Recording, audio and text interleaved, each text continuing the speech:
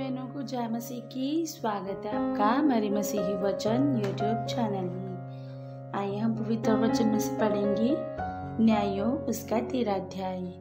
शमशोन की कहानी। शमशोन का जन्म। इस्राएलियों ने फिर यहोवा की दृष्टि में बुरा किया, इसलिए यहोवा ने उनको पलिश्तियों के वंश में 40 वर्ष के लिए रखा।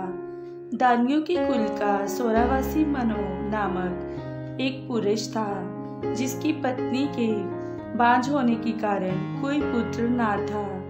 इस स्त्री को यहोवा के दूत ने दर्शन देकर कहा, सुन, बांझ होने के कारण तेरे बच्चा नहीं, परंतु अब तू गर्भवती होगी और तेरा बेटा होगा। इसलिए अब सावधान रह कि ना तो तू दाखमधु या और किसी भांति की मदिरा पिए और ना कोई अशुद्ध वस्तु खाए, क्योंकि तू गर्भवती होगी और तेरे एक बेटा उत्पन्न होगा और उसके सिर पर शुरा ना फिरे, क्योंकि वह जन्म ही से परमेश्वर का नाज़ीर रहेगा और इस्राएलियों की पलिश्तियों के हाथ से छुड़ाने में वही हाथ लगाएगा।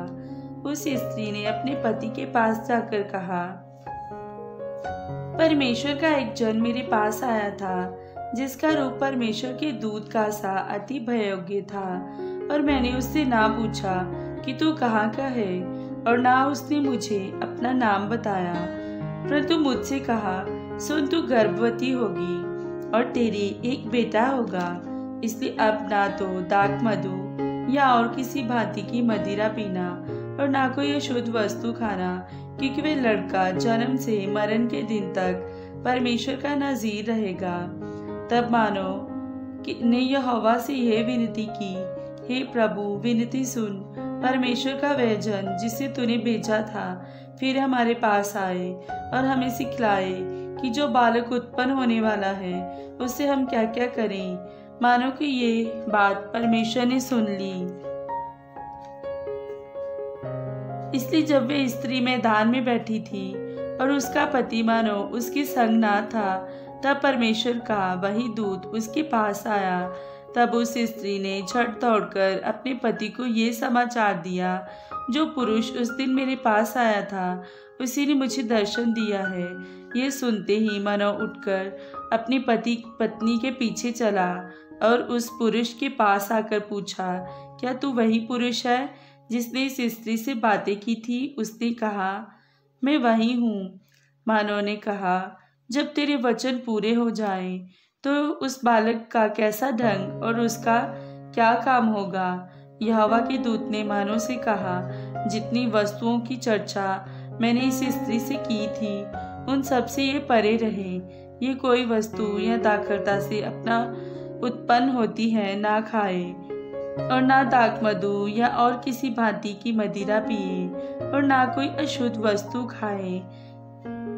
जो आज्ञा मैंने इसको दी है उसी को ये माने। मानो ने यहोवा के दूत से कहा, हम तुझको रोक ले कि तेरे लिए बकरी का एक बच्चा पकाकर तैयार करें। यहोवा के दूत ने मानो से कहा, चाहे तू मुझे रोक रखे, परंतु मैं तेरे भोजन में से कुछ ना खाऊंगा, और यदि तू होम बलि करना चाहे तो यहोवा ही के लिए कर। मानो तो ना जानता था कि यहोवा का दूत है। मानो ने यहोवा के दूत से कहा, अपना नाम बता, इसलिए कि जब तेरी बातें पूरी हो तब हम तेरा आदर मान कर सकें। यहोवा के दूत ने उससे कहा, मेरा नाम तो अद्भुत है, इसलिए तू उसे क्यों पूछता है? तब मानो ने अन्न समेत बकरी का एक बच्चा लेकर चट्टान पर यहोवा के लिए चढ़ाया। तब उस दूत ने मानो और उसकी पत्नी के देखते एक अद्भुत काम किया, अर्थात जब लो उस वेदी पर से आकाश की ओर उठ रही थी, तब यहोवा का दूत उस वेदी को लो में होकर मानो और उसकी पत्नी के देखते देखते चढ़ गया। तब वे भूमि पर मुंह के बल गिरे, परंतु यहोवा के दूत ने मानो और उसकी पत्नी को फिर कभी दर्शन न दिया। तब मानो ने जान लिया कि वह यहोवा का दूत था। तब मानो ने अपनी पत्नी से कहा, हम निश्चय मर जाएंगे, क्योंकि हमने परमेश्वर का दर्शन पाया है। उसकी पत्नी ने उससे कहा, यदि हवा हमें मार डालना चाहता तो हमारे हाथ से होम बलि और अन्न बलि ग्रहण ना करता, और ना वह ऐसी सब बातें हमको दिखाता, और ना वह इस समय हमें ऐसी बातें सुनाता। और उस स्त्री के एक बेटा उत्पन्न हुआ, और उसने उसका नाम शिमशोन रखा, और वह बालक बढ़ता गया, और यहोवा उसको आशीष देता रहा। और यहोवा का आत्मा सोरा और अश्तायोल के बीच मैदान में उसको उभारने लगा। शिमशोन तिम्ना को गया और तिम्ना में एक पलिश्ती स्त्री को देखा। तब उसने जाकर अपने माता पिता से कहा, तिम्ना में मैंने एक पलिश्ती स्त्री को देखा है, अब तुम मुझसे मेरा विवाह करा दो। उसके माता पिता ने उससे कहा, क्या तेरे दाइयों की बेटियों में यहाँ हमारे सब लोगों में कोई स्त्री नहीं है कि तू खतनाहीन पलिश्तियों में से स्त्री से विवाह करना चाहता है? शिमशोन ने अपने पिता से कहा, उसी से मेरा विवाह करा दे, क्योंकि मुझे वही अच्छी लगती है।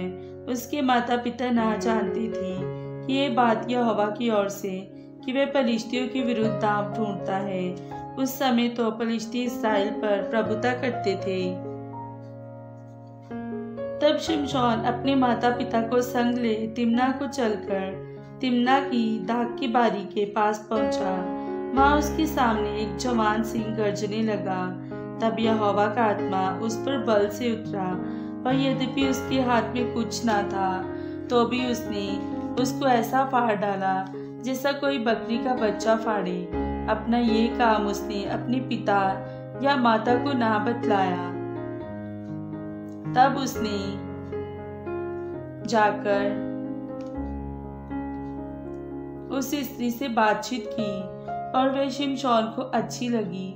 कुछ दिनों के बीतने पर वह उसे लाने को लौट चला, और उस सिंह की लोथ को देखने के लिए मार्ग में मुड़ गया तो क्या देखता कि सिंह की लोथ में मधुमक्खियों का एक झुंड और मधु भी है। तब वे उसमें से कुछ हाथ में लेकर खाते खाते अपने माता पिता के पास गया, और उनको ये बिना बताए कि मैंने इसको सिंह की लोथ में से निकाला है कुछ दिया, और उन्होंने भी उसे खाया। तब उसका पिता उस स्त्री से यहाँ गया, और शिमशोन ने जवानों की रीति के अनुसार वहाँ भोज दिया। उसको देखकर वे उसके संग रहने के लिए 30 संगियों को ले आए। शिमशोन ने उनसे कहा, मैं तुमसे एक पहेली कहता हूँ, यदि तुम इस भोज के 7 दिनों के भीतर उसे बूझकर अर्थ बता दो तो मैं तुमको 30 कुर्ते और 30 जोड़े कपड़े दूंगा, और यदि तुम उसे ना बता सको तो तुमको मुझे 30 कुर्ते और 30 जोड़े कपड़े देने पड़ेंगे। उन्होंने उससे कहा, अपनी पहेली कह कि हम उसे सुने। उसने उनसे कहा, खाने वाले में से खाना और बलवंत में से मीठी वस्तु निकले। इस पहेली का अर्थ वे 3 दिन के भीतर ना बता सके। 7वें दिन उन्होंने शिमशोन की पत्नी से कहा, अपने पति को फुसला कि वह हमें पहेली का अर्थ बताए, नहीं तो हम तुझे तेरे पिता के घर समेत आग में जलाएंगे। क्या तुम लोगों ने हमारा धन लेने के लिए हमें नेवता दिया है? क्या यही बात नहीं है? तब शिमशोन की पत्नी ये कहकर उसके सामने रोने लगी, तो तू मुझसे प्रेम नहीं बैर ही रखता है। तूने एक पहेली मेरी जाति के लोगों से तो कही है, परंतु मुझको उसका अर्थ भी नहीं बताया। उसने कहा, मैंने उसे अपने माता पिता को भी नहीं बताया, फिर क्या मैं तुझको बता दूं? भोज के 7 दिनों में वह स्त्री उसके सामने रोती रही, और 7वें दिन जब उसने उसको बहुत तंग किया तब उसने उसको पहेली का अर्थ बता दिया। तब उसने उसे अपनी जाति के लोगों को बता दिया। तब 7वें दिन सूर्य डूबने न पाया था कि उस नगर के मनुष्यों ने शिमशोन से कहा, मधु से अधिक क्या मीठा है और सिंह से अधिक क्या बलवंत है। उसने उनसे कहा, यदि तुम मेरी कलोर को हल में ना जोतते तो मेरी पहेली को कभी ना बूझते। तब यहोवा का आत्मा उस पर बल से उतरा, और उसने अश्कलोन को जाकर वहां के 30 पुरुषों को मार डाला, और उनका धन लूटकर 30 जोड़े कपड़ों की पहेली के बताने वालों को दे दिया। तब उसका क्रोध भड़का और वह अपने पिता के घर चला गया, और शिमशोन की पत्नी का उसके एक संगी के साथ, जिससे उसने मित्र का सा बर्ताव किया था, विवाह कर दिया गया। परंतु कुछ दिनों बाद गेहूं की कटनी के दिनों में शिमशोन बकरी का एक बच्चा लेकर अपनी पत्नी से मिलने ससुराल गया और कहा, मैं अपनी पत्नी के पास कोठरी में जाऊंगा।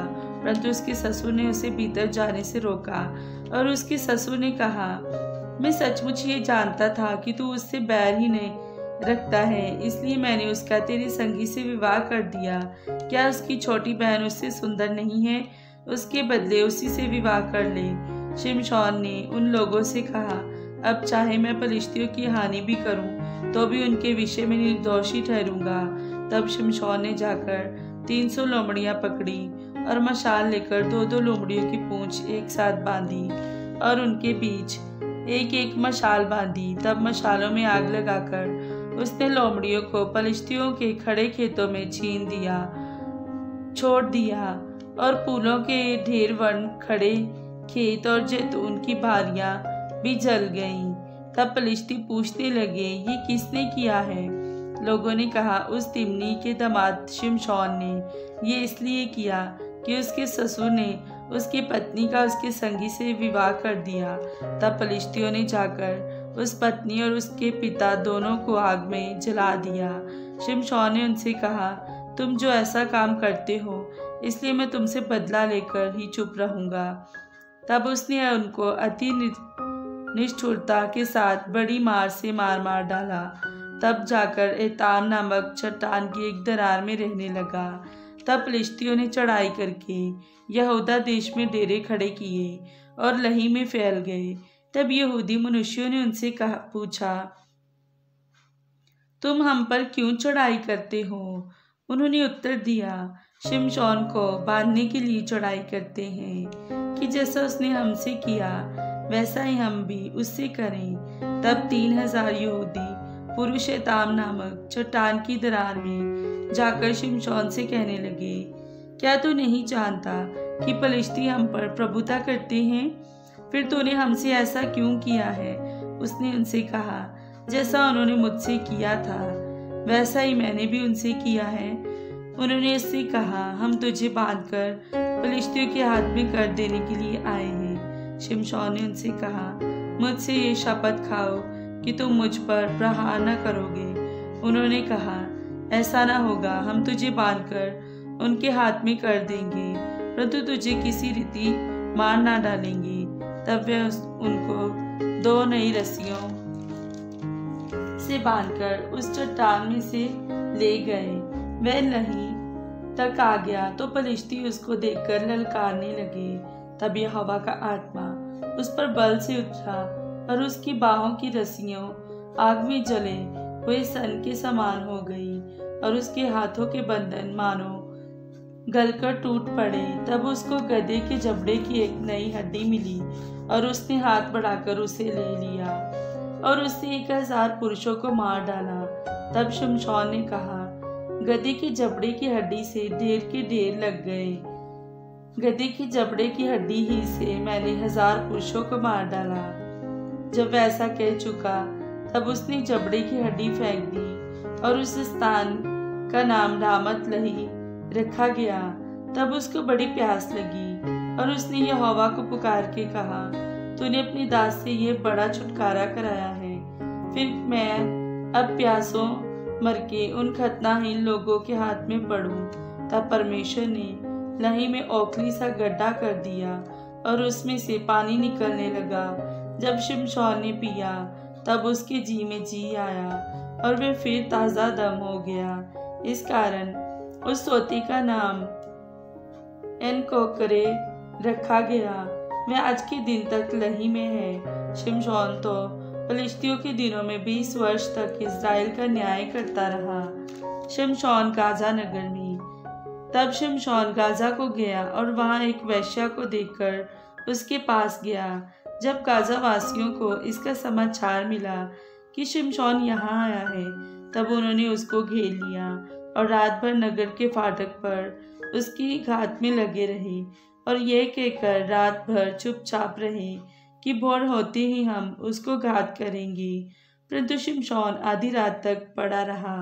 और आधी रात को उठकर उसने नगर के फाटक के दोनों पल्लों और दोनों बाजुओं को पकड़कर बेड़ों समेत उखाड़ लिया और अपने कंधों पर रखकर उन्हें उस पहाड़ की चोटी पर ले गया जो हेब्रोन के सामने है। इसके बाद वह सोरेक नामक घाटी में रहने वाली दलीला नामक एक स्त्री से प्रीति करने लगा। तब फिलिस्तियों के सरदारों ने उस स्त्री के पास जाके कहा, तू उसको फुसलाकर पूछ कि उसके महाबल का भेद क्या है और कौन सा उपाय करके हम उस पर ऐसे प्रबल हों कि उसे बांधकर दबा रखें। तब हम तुझे 1100 टुकड़े चांदी देंगे। तब दलीला ने शिमशोन से कहा, मुझे बता कि तेरे बड़े बल का भेद क्या है और किस स्थिति से कोई तुझे बांधकर दबा रख सकता है। शिमशोन ने उससे कहा, यदि मैं 7 ऐसी नई नई तांतों से बांधा जाऊं जो सुखाई न गई हो तो मेरा बल घट जाएगा और मैं साधारण मनुष्य के समान हो जाऊंगा।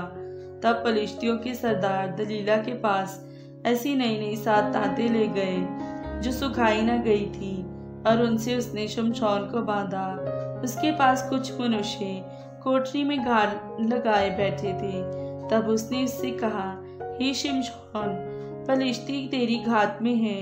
तब उसने तांतों को ऐसा तोड़ा जैसे सन का सूत आग से छूते ही टूट जाता है और उसके बल का भेद ना खुला। तब दलीला ने शिमशोन से कहा, सुन, तूने तो मुझसे छल किया और झूठ कहा है। अब मुझे बता दे कि तू किस वस्तु से बन सकता है।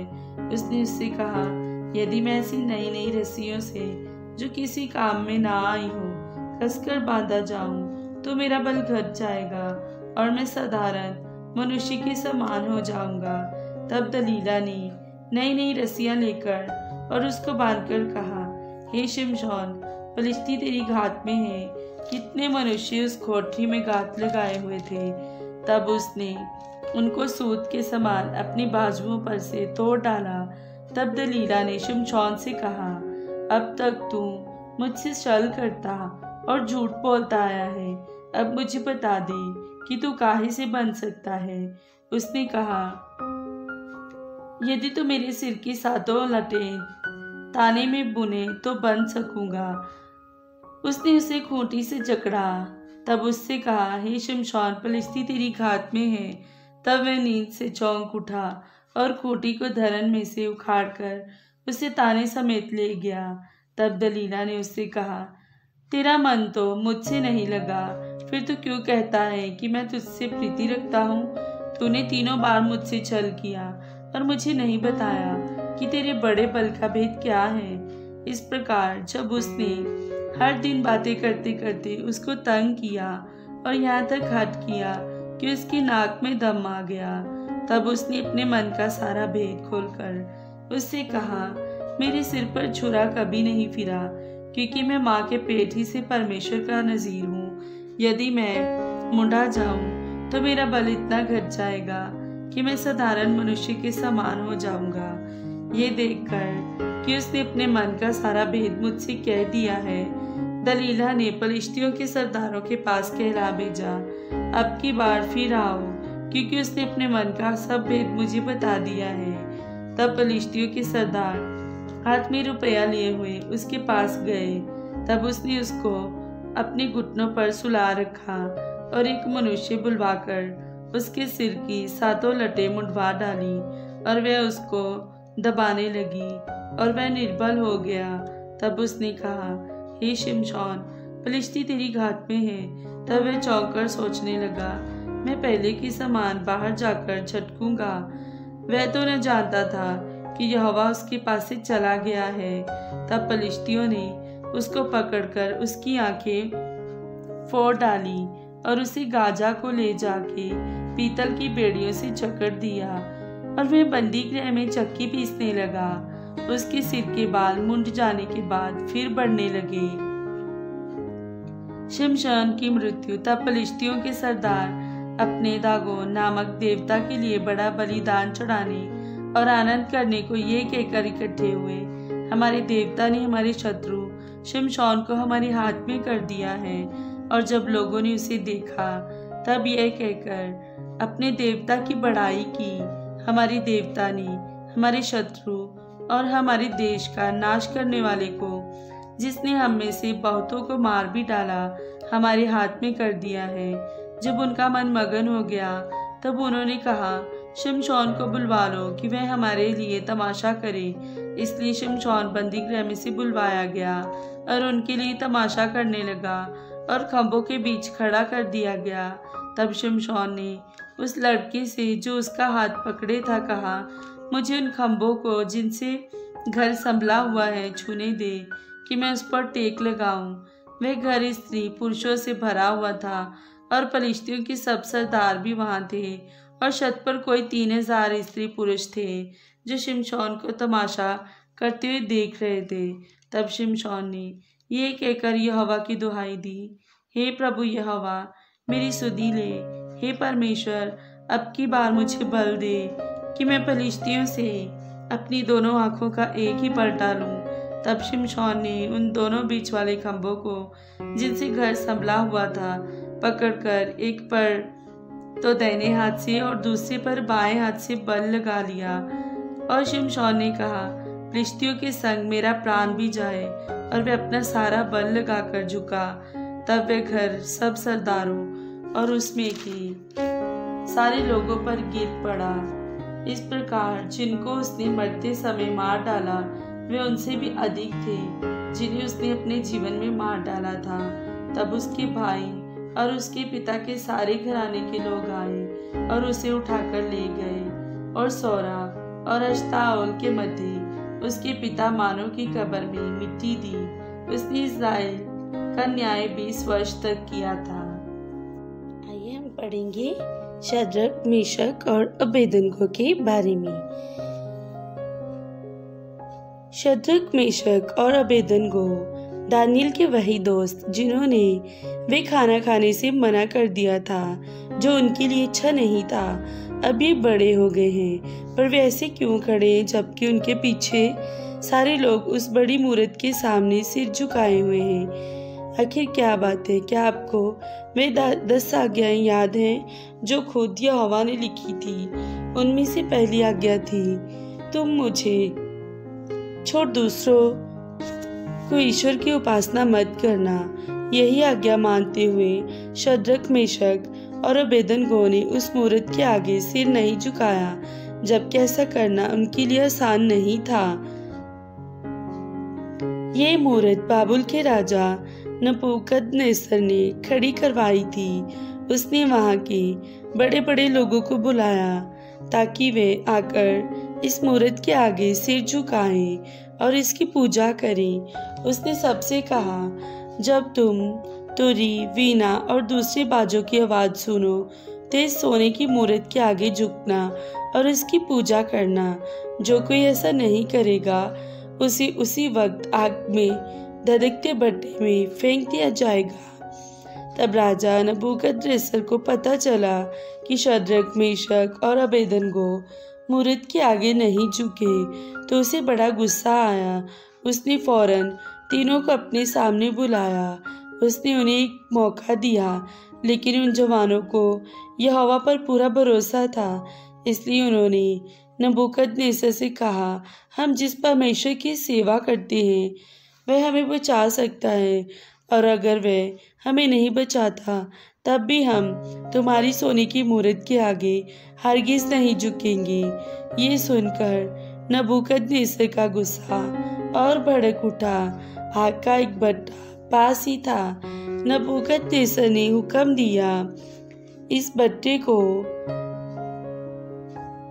7 गुना और गर्म करो। फिर उसने अपने सबसे शक्तिशाली सैनिकों से कहा कि वे शद्रक, मेशक और अबेदनगो को बांधकर भट्टे में फेंक दे। भट्टा इतना गर्म था कि वे शक्तिशाली सैनिक उसकी आंच से ही जलकर मर गए। लेकिन उन 3 जवानों का क्या हुआ जिन्होंने उन्हें आग में फेंका था? जब राजा ने भट्टे में देखा तो वह डर गया। उसने पूछा, क्या हमने 3 लोगों को बांधकर धधकते भट्टे में नहीं फेंका था? सेवकों ने जवाब दिया, हाँ, हमने 3 लोगों को बांधकर फेंका था। तब राजा ने कहा, मगर भट्टे में तो 4 लोग दिखाई दे रहे हैं और वे बंधे हुए नहीं हैं, बल्कि खुले घूम रहे हैं, वे जल भी नहीं रहे हैं। चौथा आदमी तो कोई देवता लग रहा है। फिर राजा ने भट्टे के दरवाजे के पास जाकर जोर से पुकारा, हे शद्रक, मेशक, अबेदनगो, जहान के सबसे बड़े परमेश्वर के सेवकों, बाहर आ जाओ। जब वे भट्टे से बाहर निकले तो सबने देखा कि उनका बाल भी बांका नहीं हुआ। फिर राजा ने कहा, शद्रक, मेशक और अबेदनगो के परमेश्वर की जय जयकार हो। उसने अपने स्वर्गदूत को भेजकर इन तीनों को बचा लिया, क्योंकि ये अपने परमेश्वर के सिवा किसी और देवता की उपासना करने के लिए तैयार नहीं है। मोर्देकी और एस्तर। अब आइए हम एज़रा के यरूशलेम जाने से कुछ साल पहले की बात करें। उस समय फारिस नाम के देश में 2 इस्राएलियों को ऊंची ऊंची पद दिए गए। एक थी एस्तर और दूसरा उसका चचेरा भाई मोर्देकी। एस्तर उस देश की रानी थी और मोर्देकी वहाँ का प्रधानमंत्री। लेकिन ये दोनों इतने ऊंचे पद पर पहुँचे कैसे? चलिए आगे पढ़कर देखते हैं। एस्तर बहुत छोटी थी जब उसके माता पिता की मौत हो गई। उसे मोर्देकी ने पाला पोसकर बड़ा किया। मोर्देकी फारस के राजा शेरेश के महल में काम करता था। राजा का महल शूशन नाम के शहर में था।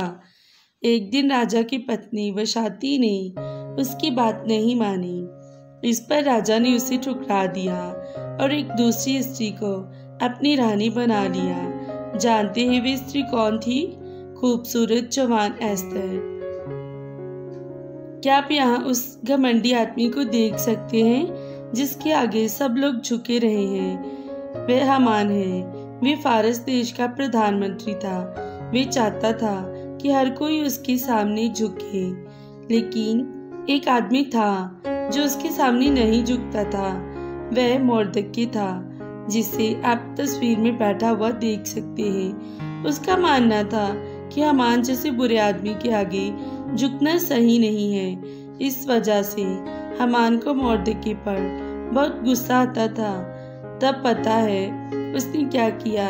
उसने राजा से इस्राएलियों की चुगली की। उसने कहा, वे बहुत बुरे लोग हैं, वे आपके नियमों को नहीं मानते।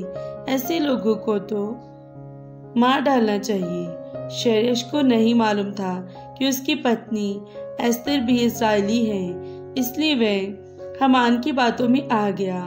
उसने आज्ञा दी कि फला दिन सभी इस्राएलियों को मौत के घाट उतार दिया जाए। जब मोर्देकी को इस बात की खबर मिली तो उसके दिन का चैन और रातों की नींद उड़ गई। उसने फौरन एस्तर के पास संदेश भेजा, अब तुम ही राजा से बात करके हमारी जान बचा सकती हो। तब एस्तर क्या करती?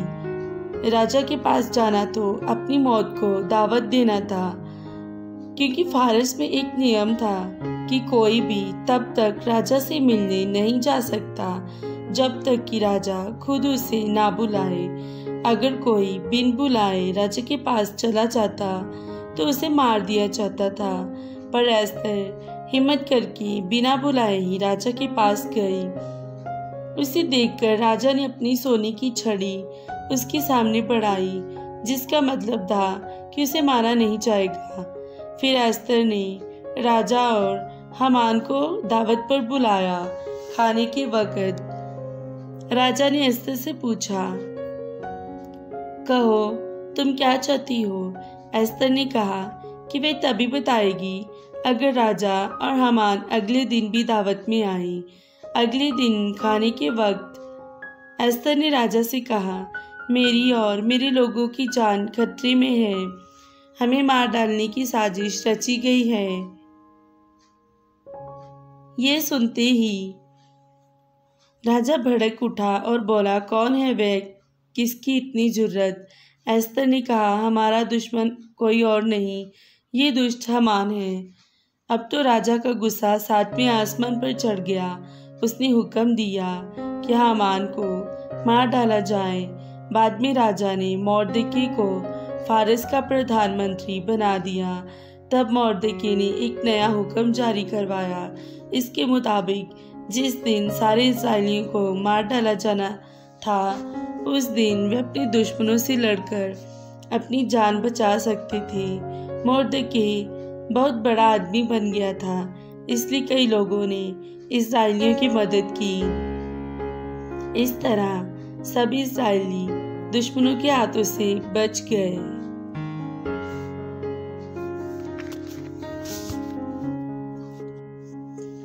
आइए हम यह हिजकिय्याह की कहानी पढ़ेंगे। सूखी हड्डियों का दर्शन।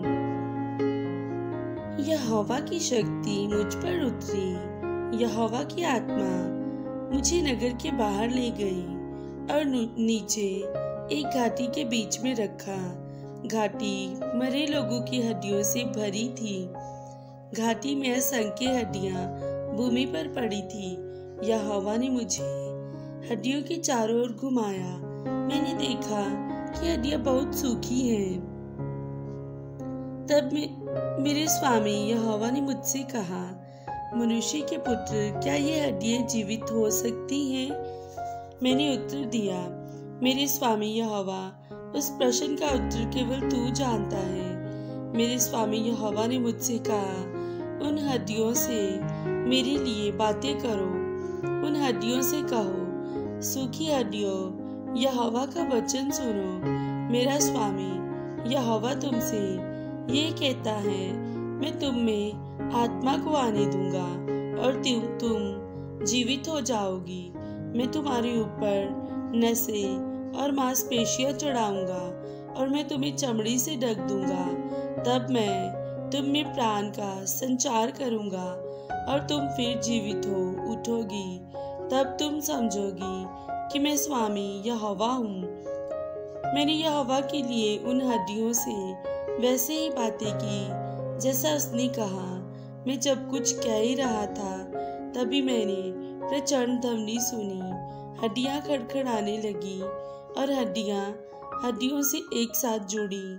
वहाँ मेरी आंखों के सामने नसों, मांसपेशियों और त्वचा ने हड्डियों को ढकना आरंभ किया, किंतु शरीर हिले नहीं, उनमें प्राण नहीं था। तब तेरे स्वामी यहोवा ने मुझसे कहा, सांस से मेरे लिए कहो, मनुष्य के पुत्र, मेरे लिए सांस से बातें करो। सांस से कहो कि स्वामी यहोवा ये कह रहा है, सांस हर दिशा से आओ और इन शवों में प्राण संचार करो। उनमें प्राण संचार करो और वे फिर जीवित हो जाएंगी। इस प्रकार मैंने यहोवा के लिए सांस से बातें की जैसा उसने कहा, और शवों में सांस आई, वे जीवित हुई और खड़े हो गए। वहाँ बहुत से पुरुष थे, वे एक बड़ी विशाल सेना थे।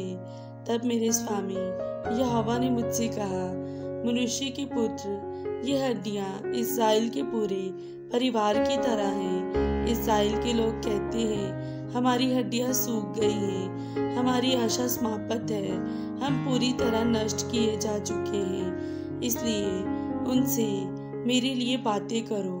उनसे कहो, स्वामी यहोवा ये कहता है, मेरे लोगों, मैं तुम्हारी कब्रें खोलूंगा और तुम्हें कब्रों के बाहर लाऊंगा। तब मैं तुम्हें इस्राएल की भूमि पर लाऊंगा। मेरे लोगों, मैं तुम्हारी कब्रें खोलूंगा और तुम्हारी कब्रों से तुम्हें बाहर लाऊंगा। तब तुम समझोगे कि मैं यहोवा हूँ। मैं अपनी आत्मा तुम में डालूंगा और तुम फिर से जीवित हो जाओगे। तब तुमको मैं तुम्हारे देश में वापस लाऊंगा। तब तुम जानोगे कि मैं यहोवा हूँ। तुम जानोगे कि मैंने ये बातें कही और उन्हें घटित कराया। यहोवा ने ये कहा था। मुझे यहोवा का वचन फिर मिला। उसने कहा, मनुष्य के पुत्र, एक छड़ी लो और उस पर ये संदेश लिखो। ये छड़ी यहूदा और उसके मित्र इस्राएल के लोगों की है, तब दूसरी छड़ी लो और इस पर लिखो, एफ्रेम की ये छड़ी यूसुफ और उसके मित्र इस्राएल के लोगों की है। तब दोनों छड़ियों को एक साथ जोड़ दो, तुम्हारे हाथ में वे एक छड़ी होगी।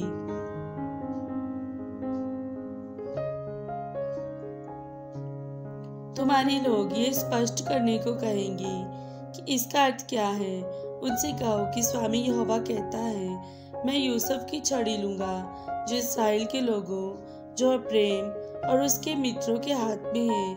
तब मैं उस छड़ी को यहूदा की छड़ी के साथ रखूंगा और इन्हें एक छड़ी बनाऊंगा। मेरे हाथ में वह एक छड़ी होगी। उनकी आंखों के सामने उन छड़ियों को अपने हाथों में पकड़ो। तुमने वे नाम उन छड़ियों पर लिखे थे। लोगों से कहो कि स्वामी यहोवा ये कहता है, मैं इस्राएल के लोगों को इन राष्ट्रों से लाऊंगा जहाँ वे गए हैं। मैं उन्हें चारों ओर से एकत्रित करूंगा और उनके अपने देश में लाऊंगा। मैं उन्हें इस्राएल के पर्वतों के प्रदेश में एक राष्ट्र बनाऊंगा। उन सभी का केवल एक राजा होगा। वे दो राष्ट्र नहीं बने रहेंगे। वे भविष्य में राज्यों में नहीं बांटे जा सकते। वे अपनी देव मूर्तियों और भयंकर मूर्तियां या अपने अन्य किसी अपराध से अपने आप को गंदा बनाते नहीं रहेंगे, किंतु मैं उन्हें सभी पापों से बचाता रहूंगा। चाहे वे जहाँ कहीं भी हो, मैं उन्हें नहलाऊंगा और शुद्ध करूंगा। वे मेरे लोग होंगे और मैं उनका परमेश्वर रहूंगा। मेरा सेवक दाऊद उनके ऊपर राजा होगा। उन सभी का केवल एक गडरिया होगा। वे मेरी नींवों के सहारे रहेंगे और मेरी विधियों का पालन करेंगे। वे काम करेंगे जो मैं कहूँगा। वे उस भूमि पर रहेंगे जो मैंने अपने सेवक याकूब को दी। तुम्हारे पूर्वज उस स्थान पर रहते थे और मेरे लोग वहाँ रहेंगे। वे उनके बच्चे और उनके पौत्र पोत्रियां वहाँ सर्वदा रहेंगी और मेरा सेवक दाऊद उनका प्रमुख सदा रहेगा। मैं उनके साथ एक शांति संधि करूँगा। ये संधि सदा बनी रहेगी। मैं उनको उनका देश देना स्वीकार करता हूँ। मैं उन्हें बहुसंख्यक लोग बनाना स्वीकार करता हूँ। मैं अपना पवित्र स्थान वहाँ उनके साथ सदा के लिए रखना स्वीकार करता हूँ। मेरा पवित्र तंबू वहाँ उनके बीच रहेगा। हाँ, मैं उनका परमेश्वर और वह मेरे लोग होंगे। तब अन्य राष्ट्र समझेंगे कि मैं यहोवा हूँ और वे जान लिए। सुलेमान की प्रार्थना। फिर राजा सुलेमान मिस्र के राजा फिरौन की बेटी को ब्याह कर उसका दामाद बन गया और उसको दाऊदपुर में लाकर जब तक अपना भवन और यहोवा का भवन और यरूशलेम के चारों ओर की शहरपनाह ना बनवा चुका, तब तक उसको वहीं रखा, क्योंकि प्रजा के लोग तो ऊंचे स्थानों पर बलि चढ़ाते थे और उन दिनों तक यहोवा के नाम की कोई भवन नहीं बना था।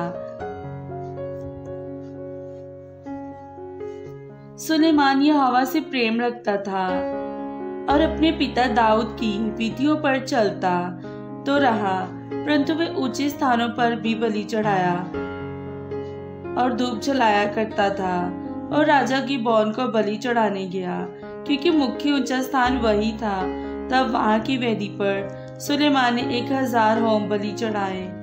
गिबोन ने यहोवा ने रात को स्वप्न के द्वारा सुलेमान को दर्शन देकर कहा, जो कुछ तू चाहे कि मैं तुझे दूं वे मांग। सुलेमान ने कहा, तो अपने दास मेरे पिता दाऊद पर बड़ी करुणा करता रहा, क्योंकि वे अपने को तेरे सम्मुख जानकर तेरे साथ सच्चाई और धर्म और मन की सिधाई से चलता रहा। और तूने यहाँ तक उस पर करुणा की थी कि उसे उसकी गद्दी पर विराजने वाला एक पुत्र दिया है, जैसा कि आज वर्तमान है। और अब हे मेरे परमेश्वर यहोवा, तूने अपने दास को मेरे पिता दाऊद के स्थान पर राजा किया है, परंतु मैं छोटा लड़का सा हूँ जो भीतर बाहर आना जाना नहीं जानता। फिर तेरा दास तेरी चुनी हुई प्रजा के बहुत से लोगों के मध्य में है, जिनकी गिनती बहुतायत के मारे नहीं हो सकती।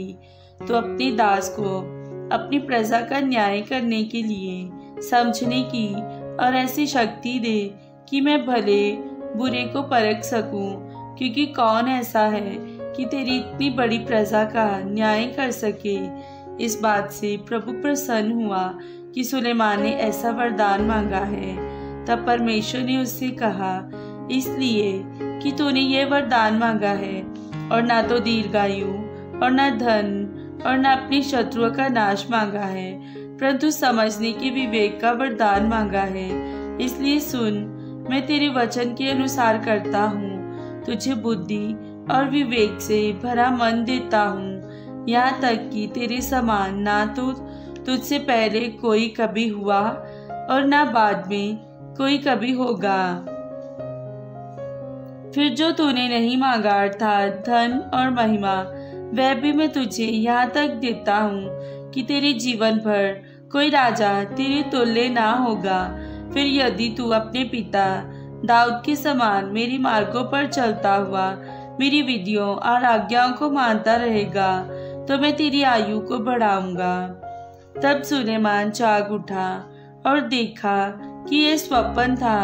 फिर वह यरूशलेम को गया और यहोवा की वाचा के संदूक के सामने खड़ा होकर होम बलि और मेल बलि चढ़ाए और अपने सब कर्मचारियों के लिए भोज किया। सुलेमान का अद्भुत न्याय। उस समय 2 वेश्याएं राजा के पास आकर उसके सम्मुख खड़ी हुई। उनमें से एक स्त्री कहने लगी, हे मेरे प्रभु, मैं और ये स्त्री दोनों एक ही घर में रहती हैं और इसके संग घर में रहते हुए मेरे एक बच्चा हुआ। फिर मेरे जच्चा कि 3 दिन के बाद ऐसा हुआ कि ये स्त्री भी जच्चा हो गई। अब हम तो संग ही संग थी, हम दोनों को छोड़कर घर में और कोई भी न था। और रात में इस स्त्री का बालक इसके नीचे दबकर मर गया। तब इसने आधी रात को उठकर, जब तेरी दासी सो रही थी, तब मेरा लड़का मेरे पास से लेकर अपनी छाती में रखा और अपना मरा हुआ बालक मेरी छाती में लिटा दिया। भोर को जब मैं अपना बालक दूध पिलाने को उठी, तब उसे मरा हुआ पाया, परंतु भोर को मैंने ध्यान से ये देखा कि वे मेरा पुत्र नहीं है। तब दूसरी स्त्री ने कहा, नहीं, जीवित पुत्र मेरा है और मरा हुआ पुत्र तेरा है। परंतु वे कहती रही, नहीं, मरा हुआ पुत्र तेरा पुत्र है और जीवित मेरा पुत्र है। यूं वे राजा के सामने बातें करती रही। तब राजा ने कहा, एक तो कहती है जो जीवित है वही मेरा पुत्र है और मरा हुआ तेरा पुत्र है, और दूसरी कहती है, नहीं, जो मरा हुआ वही तेरा पुत्र है और जो जीवित है वह मेरा पुत्र है। फिर राजा ने कहा, मेरे पास तलवार ले आओ। एक तलवार राजा के सामने लाई गई। तब राजा बोला, जीवते बालक को 2 टुकड़े करके आधा इसको और आधा उसको दो। तब जीवित बालक की माता का मन अपने बेटे के स्नेह से भर आया और उसने राजा से कहा,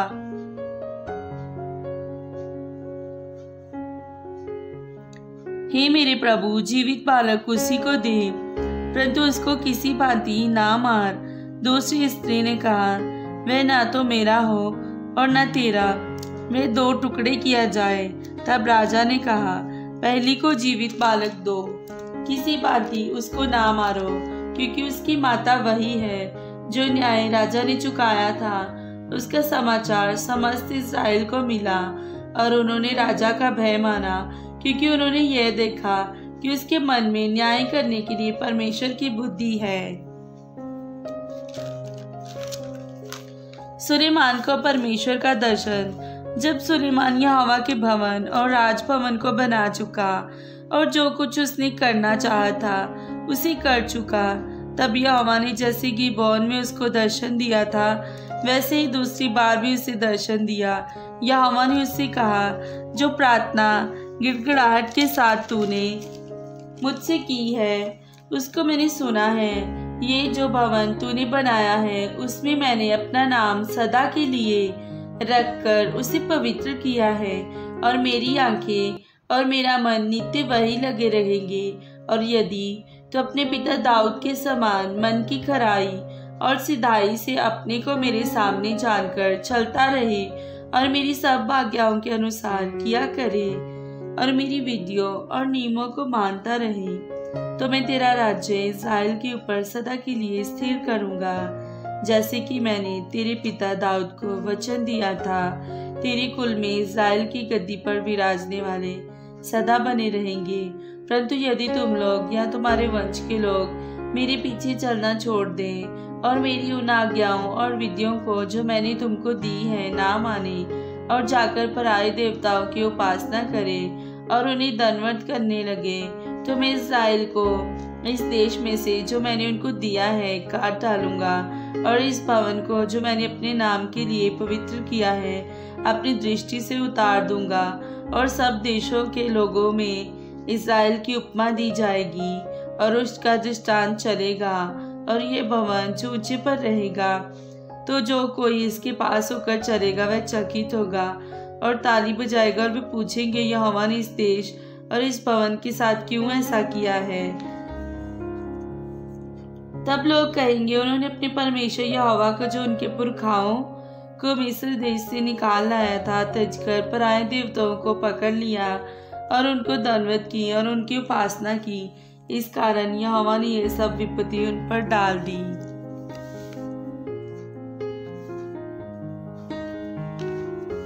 शीबा की रानी का आगमन।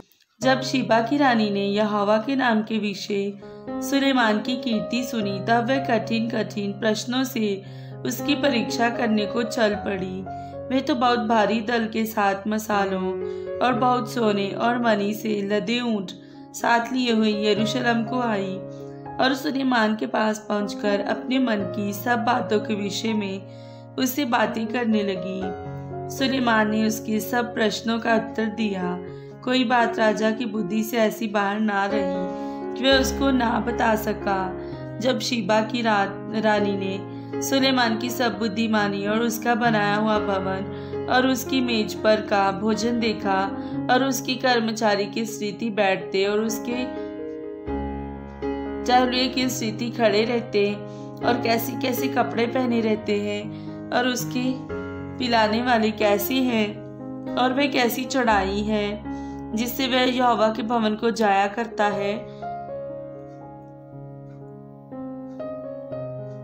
ये सब जब उसने देखा तब वह चकित रह गई। तब उसने राजा से कहा, तेरे कामों और बुद्धिमानी की जो कीर्ति मैंने अपने देश में सुनी थी वह सच्ची है, परंतु जब तक मैंने अपने आप ही में आकर अपनी आंखों से यह न देखा तब तक मैंने उन बातों की प्रतीति ना की, परंतु इसका आधा भी मुझे न बताया गया था। तेरी बुद्धिमानी और कल्याण उस कीर्ति से भी बढ़कर है जो मैंने सुनी थी। धन्य तेरे जन, धन्य तेरे ये सेवक जो नित्य तेरे सम्मुख उपस्थित रहकर तेरी बुद्धि की बातें सुनते हैं।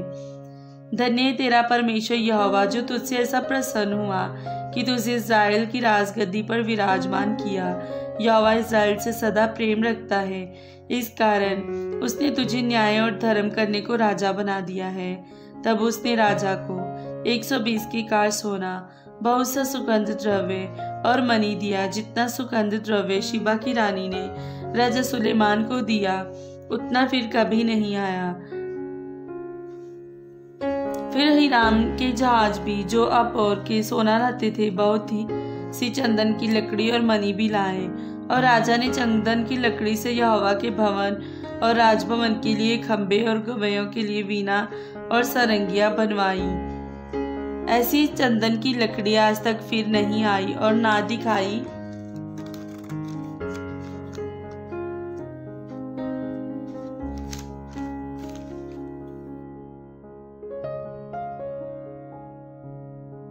आइए हम पवित्र वचन में से पढ़ेंगे योना नबी की कहानी।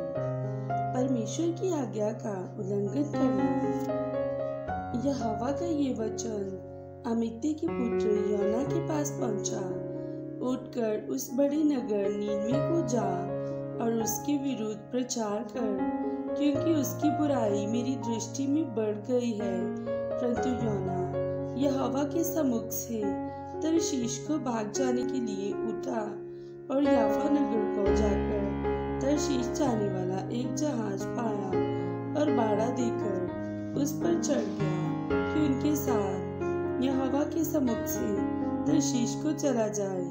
तब यहोवा ने समुद्र में एक प्रचंड आंधी चलाई और समुद्र में बड़ी आंधी उठी, यहाँ तक कि जहाज टूटने पर था। तब मलाह लोग डरकर अपने अपने देवता की दुहाई देने लगे और जहाज में जो व्यापार की सामग्री थी उसे समुद्र में फेंकने लगी कि जहाज हल्का हो जाए।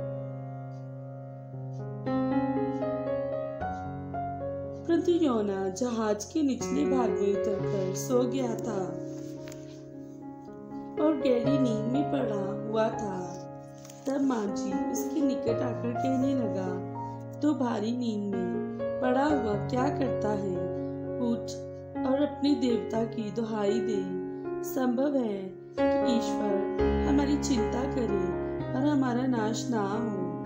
तब उन्होंने आपस में कहा, आओ हम चिट्ठी डालकर जान लें कि यह विपत्ति हम पर किसके कारण पड़ी। तब उन्होंने चिट्ठी डाली और चिट्ठी योना के नाम पर निकली। तब उन्होंने उससे कहा, हमें बता कि किसके कारण ये विपत्ति हम पर पड़ी है। तेरा उद्यम क्या है? तू कहाँ से आया है? तू किस देश और किस जाति का है? उसने उनसे कहा, मैं इब्री हूँ और स्वर्ग का परमेश्वर यहोवा जिसने जल स्थल दोनों को बनाया है उसी का भय मानता हूँ। तब वे बहुत डर गए और उससे कहने लगे, तूने ये क्या किया है? वे जान गए थे कि वह यहोवा के सम्मुख से भाग आया है, क्योंकि उसने आप ही उनको बता दिया था। तब उन्होंने उससे पूछा, हम तेरे साथ क्या करें?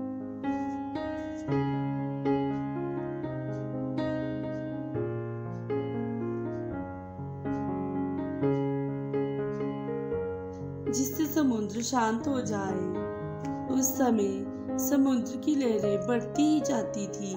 उसने उनसे कहा, मुझे उठाकर समुद्र में फेंक दो, तब समुद्र शांत पड़ जाएगा, क्योंकि मैं जानता हूँ कि भारी आंधी तुम्हारे ऊपर मेरे ही कारण आई है। तो भी वे बड़े यत्न से कहते रहे कि उसको किनारे पर लगाएं, परंतु पहुंच न सके, क्योंकि समुद्र की लहरें उनके विरुद्ध बढ़ती ही जाती थी। तब उन्होंने यहोवा को पुकार कर कहा, हे यहोवा, हम विनती करते हैं कि इस पुरुष के प्राण के बदले हमारा नाश ना हो और ना हमें निर्दोष की हत्या का दोषी ठहरा, क्योंकि हे यहोवा, जो कुछ तेरी इच्छा थी वही तूने किया है। तब उन्होंने योना को उठाकर समुद्र में फेंक दिया और समुद्र की भयानक लहरें थम गई। तब उन मनुष्यों ने यहोवा का बहुत ही भय माना और उसको भेंट चढ़ाई और मन्नतें मानी। यहोवा ने एक बड़ा सा मच ठहराया था कि योना को निगल ले,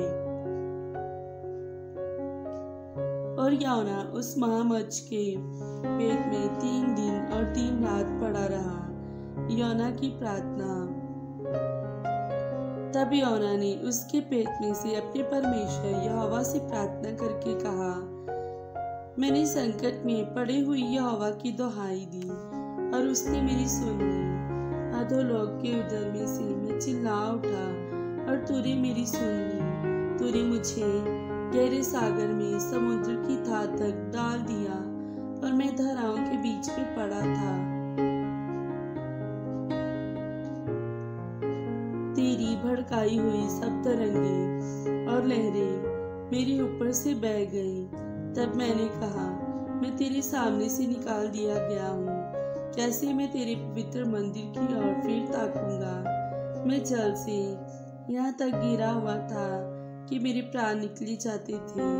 गहरा सागर मेरे चारों ओर था और मेरे सिर में सिवार लिपटा हुआ था। मैं पहाड़ों की जड़ तक पहुंच गया था।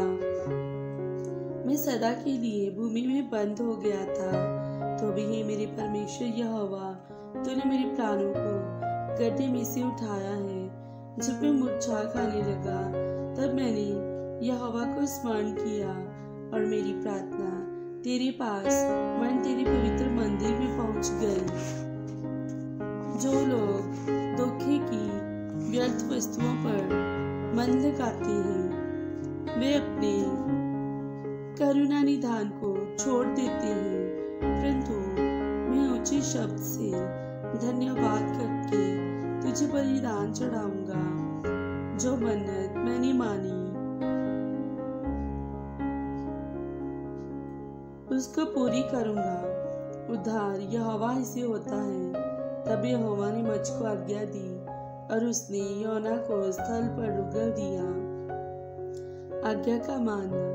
तब यहोवा के ये वचन दूसरी बार योना के पास पहुंचा, उठकर बड़े नगर नीनवे को जा और जो बात मैं तुझसे कहूंगा उसका उसमें प्रचार कर। तब योना यहोवा के वचन के अनुसार नीनवे को गया। नीनवे एक बहुत बड़ा नगर था। वह 3 दिन की यात्रा का था। योना ने नगर में प्रवेश करके 1 दिन की यात्रा पूरी की और ये प्रचार करता गया, अब से 40 दिन के बीतने पर नीनवे उल्ट दिया जाएगा। तब नीनवे के मनुष्यों ने परमेश्वर के वचन की प्रतीति की और उपवास का प्रचार किया गया और बड़े से लेकर छोटे तक सबों ने टाट ओढ़ा। तब ये समाचार नीनवे के राजा के कान में पहुंचा और उसने सिंहासन पर से उठ अपने राजकीय वस्त्र उतारकर टाट ओढ़ लिया और राग पर बैठ गया। राजा ने प्रधानों से सम्मति लेकर नीनवे में इस आज्ञा का ढिंढोरा पिटवाया, क्या मनुष्य, क्या गाय बैल, क्या भेड़ बकरी या अन्य पशु कोई कुछ भी ना खाए, वे ना खाए और ना पानी पिए। मनुष्य और पशु दोनों टाट ओढ़े और वे परमेश्वर की दुहाई चिल्ला चिल्ला कर दे और अपने को मार्ग से फिरे और उस उपद्रव से जो वे करते थे पश्चाताप करें। संभव है परमेश्वर दया करे और अपनी इच्छा बदल दे और उसका भड़का हुआ कोप शांत हो जाए और हम नष्ट होने से बच जाएं। जब परमेश्वर ने उनकी कामों को देखा कि वे कुमार्ग से फिर रहे हैं, तब परमेश्वर ने अपनी इच्छा बदल दी और उनकी जो हानि करने की ठानी थी उसको ना किया। ये बात योना को बहुत ही बुरी लगी और उसका क्रोध भड़का। उसने यहोवा से एक कर प्रार्थना की, हे यहोवा, जब मैं अपने देश में था तब क्या मैं यही बात न कहता था? इसी कारण मैंने तेरी आज्ञा सुनते ही तर्शीश को भाग जाने के लिए फुर्ती की, क्योंकि मैं जानता था कि तू अनुग्रहकारी और दयालु परमेश्वर है और विलंब से कोप करने वाला करुणा निधान है और दुख देने से प्रसन्न नहीं होता। इसलिए अब हे यहोवा मेरा प्राण ले ले, क्योंकि मेरे लिए जीवित रहने से मरना ही भला है। यहोवा ने कहा, तेरा जो क्रोध भड़का है क्या वे उचित है? इस पर योना उस नगर से निकलकर उसकी पूरब ओर बैठ गया और वहां एक छप्पर बनाकर उसकी छाया में बैठा। वह ये देखने लगा कि नगर का क्या होगा। तब यहोवा परमेश्वर ने एक रेन का पेड़ उगाकर ऐसा बढ़ाया कि योना के सर पर छाया हो, जिससे उसका दुख दूर हो। योना उस रेन के पेड़ के कारण बहुत ही आनंदित हुआ। सवेरे जब वो फटने लगी तब परमेश्वर ने एक कीड़े को भेजा, जिसने रेत का पेड़ ऐसा काटा कि वह सूख गया। जब सूर्य उगा तब परमेश्वर ने पुरवाई बहाकर लू चलाई और धूप योना के सिर पर ऐसी लगी कि वह मूर्छित होने लगा और उसने ये कहकर मृत्यु मांगी, मेरे लिए जीवित रहने से मरना ही अच्छा है। परमेश्वर ने योना से कहा, तेरा क्रोध जो रेल के पेड़ के कारण भड़का है, क्या भी उचित है? उसने कहा, हाँ, मेरा जो क्रोध भड़का है वे अच्छा है, वन क्रोध के मारे मरना भी अच्छा होता। तब यहोवा ने कहा, जिस रेल के पेड़ के लिए तूने कुछ परिश्रम नहीं किया, ना उसको बढ़ाया, जो एक ही रात में हुआ और एक ही रात में नष्ट भी हुआ, उस पर तूने तरस खाई है। फिर ये बड़ा नगर नीनवे, जिसमें 1,20,000 से अधिक मनुष्य हैं, जो अपने दाहिने बाएं हाथों का भेद नहीं पहचानते और बहुत से घरेलू पशु भी उसमें रहते हैं, तो क्या मैं उस पर तरस ना खाऊं?